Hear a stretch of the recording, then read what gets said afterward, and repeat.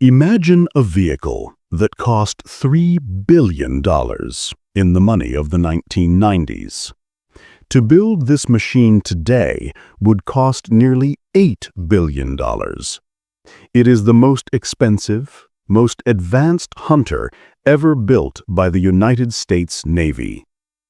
It is wrapped in sensors so sensitive they can detect a pistol shrimp snapping its claw from a mile away if the ship is moving slowly. But when she sprints, she is a paradox. She is the apex predator, designed to hunt Soviet ghosts. But at speed, the flow of water over her own hull creates a deafening roar, a phenomenon known as self-noise that blinds her own sensors. On October 2nd, 2021, the smartest ship in the world was running blind. At 0618 Zulu time, the USS Connecticut slammed into an uncharted basalt seamount. She was traveling at 24 knots. That is nearly 28 miles per hour. That sounds slow to a driver on a highway. But in the laws of physics, velocity is nothing without mass. This was 9,000 tons of nuclear-powered steel stopping instantly. The momentum transfer was equivalent to a freight train derailment. The sonar dome disintegrated. The crew was launched into bulkheads. The forward ballast tanks ruptured. By the laws of physics, the pressure hull should have cracked. The ocean should have flooded the people tank. The ship should be a crushed soda can at the bottom of the South China Sea. But it didn't sink. This is not a story about a miracle. It is a forensic analysis of the specific atoms in a piece of 1980s steel that refused to break.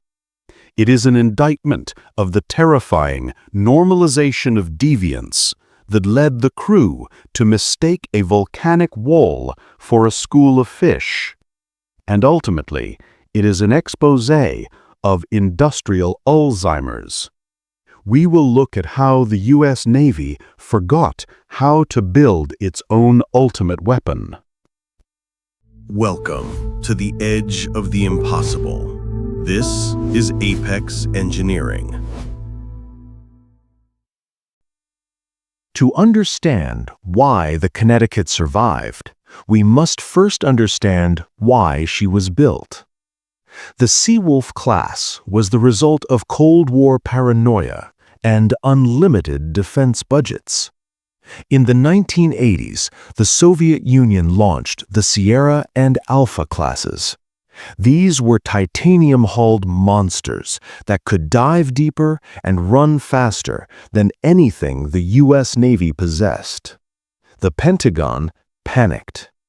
They needed a silver bullet, a submarine designed to kill the unkillable. The result was the Seawolf, a quantum leap in lethality, 8 torpedo tubes, a pump jet propulsor instead of a screw. But with the collapse of the Soviet Union, the planned fleet of 29 ships was slashed to just 3. This scarcity defines the stakes. When the Connecticut crashed, the U.S. Navy didn't just lose a boat. It lost 33% of its premier hunter-killer capacity. The difference between life and death on October 2nd was written in the atomic structure of the hull. The standard U.S. submarine is built from HY-80 steel. The Seawolf is built from HY-100.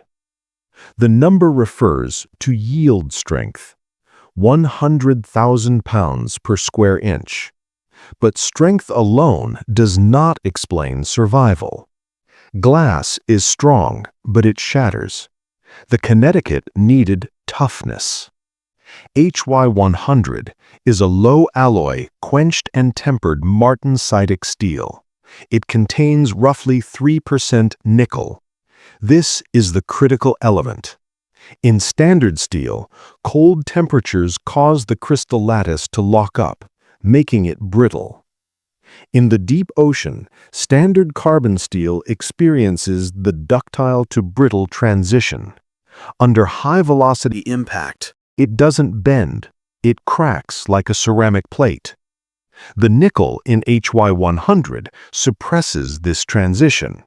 It forces the molecular lattice to remain flexible even at freezing depths.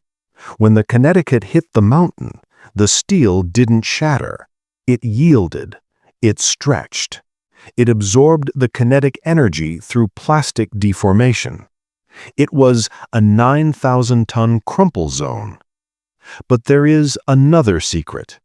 The steel for the Seawolf was produced using vacuum stream degassing. This removes dissolved gases like hydrogen. Hydrogen is the enemy of steel. It causes embrittlement. In a crash, microscopic hydrogen bubbles act as stress concentrators, weak points where cracks begin. Think of perforations on a piece of paper. Stress concentrates at the holes, guiding the tear. Vacuum degassing removes the holes. Because the hull was chemically clean, the massive shock load distributed evenly. The hull bent. The water stayed out. The metallurgy performed flawlessly. The biological units operating it did not. The crash didn't start in the South China Sea. It was the result of a culture of exhaustion that had plagued the ship for over a year. Months before the crash, the crew battled an infestation of bedbugs. Sailors were sleeping in chairs or on the floor to escape their wrecks. While the infestation was treated before the crash, the investigation revealed a lingering culture of neglect. The command failed to ensure proper watchbill rotation. The crew was chronically sleep-deprived. Fatigue is insidious. It is not just about being tired, it is a physiological degradation. Studies show that being awake for 17 to 19 hours degrades cognitive function equivalent to a blood alcohol content of 0.05%. The crew wasn't drunk, but their brains were reacting as if they were. A tired crew is a compliant crew. They stop questioning orders. They stop checking the backup data. The normalization of deviance had set in. On the day of the crash, the Connecticut was navigating a temporary route in the voyage management system. Temporary routes bypass the automatic safety algorithms that scan for hazards. The computer's safety net was effectively turned off. As they sped forward at 24 knots, the ocean floor began to rise. The quartermaster saw the soundings get shallower. The chart said 5,000 feet deep. The sensors read 3,000, then 2,000. This is a critical red flag. If the map disagrees with the ground, the map is wrong. But the officer of the deck hesitated. He prioritized the schedule over the ship. Then came the final error. The sonar supervisor called out a trace directly ahead. But the sonar gain was set incorrectly. The supervisor classified the massive trace as biologics, a whale or a school of fish. This was confirmation bias. They believed the path was clear because the chart said so. Therefore, they interpreted the mountain as a fish. Seconds later, the 9,000-ton vessel hit the basalt wall. The collision was violent. 11 sailors were injured instantly. One sailor's scapula, his shoulder blade, was shattered by the force of the deceleration. The impact obliterated the composite sonar dome. But the real danger was the forward main ballast tanks. They ruptured. The air that keeps the ship buoyant was replaced by heavy seawater. The Connecticut immediately became heavy. She began to sink. For 11 minutes, the crew fought for their lives. The officer of the deck ordered an emergency blow, triggering high-pressure air banks to blast the water out. But the ship was struggling. The impact had damaged the hydraulic trim pumps. Without them, they couldn't level the ship. They were approaching crush depth. If they went too deep, even the HY-100 steel would fail. In the machinery room, the chief of the watch jerry-rigged the system, bypassing the broken lines. The crew pumped approximately 100,000 pounds, 45 tons of variable ballast water overboard. This restored positive buoyancy. The submarine stopped falling. Slowly, agonizingly, she began to rise. The Connecticut limped back to Guam and eventually to Bremerton, Washington.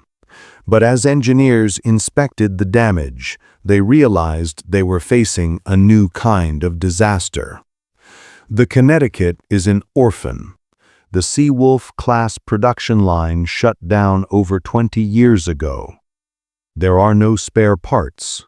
There are no extra bow domes in a warehouse. Internet theorists suggested grafting the bow of a retired Los Angeles-class boat onto the Connecticut, a nose transplant. This is engineering illiteracy. The geometry is incompatible. The Los Angeles class has a beam of 33 feet. The Seawolf is a Leviathan with a beam of 40 feet. You cannot weld HY-80 steel to HY-100 steel without creating a metallurgical nightmare. The weld zone would become a permanent scar, a weak point, waiting to burst. The Navy had no choice. They had to build a new bow. Build a new bow. It sounds simple. It is not. To build a Seawolf bow dome, you need specific tooling. Massive precision molds and hydraulic presses designed for that specific geometry. Those tools were scrapped in the late 90s. The industrial base for the Seawolf class is dead. And then there is the human capital. The welders who knew how to work with thick-plate HY-100 in the 1990s have retired or passed away. HY-100 requires precise, high-temperature preheating. If the temperature of the steel is off by a few degrees when the arc strikes, the weld cracks immediately. The shipyard didn't just need to find the metal, they needed to retrain an entire generation of workers. In the fiscal year 2025 budget justification, the Navy requested emergency funds to procure one Seawolf-class bow dome. The document explicitly cited a 3-plus-year lead time. Think about that. It takes less time to build a skyscraper in New York City than it takes the modern U.S. industrial base to manufacture one fiberglass nose cone. The delays compounded.